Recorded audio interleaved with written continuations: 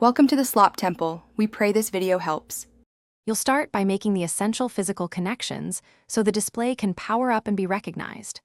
First, plug the studio display's power cable into a live outlet and the display. Once done, connect the USB-C/Thunderbolt cable from the display to your Mac.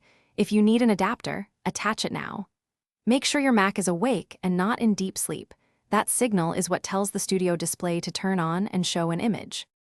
After connecting, you'll confirm detection and adjust settings so the display works the way you want.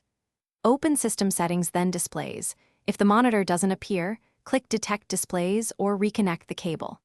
Once visible, choose Resolution and Arrangement. Make sure brightness and true tone match your environment.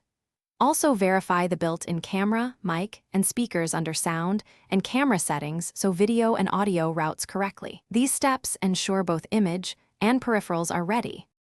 Finish by confirming the studio display shows an image and the status LED indicates power. If so, you're done. If nothing appears, try a different USB-C/Thunderbolt port or a known good cable, then restart both the Mac and the display. Make sure Mac OS and the display firmware are up to date via software update. Updates often fix recognition issues.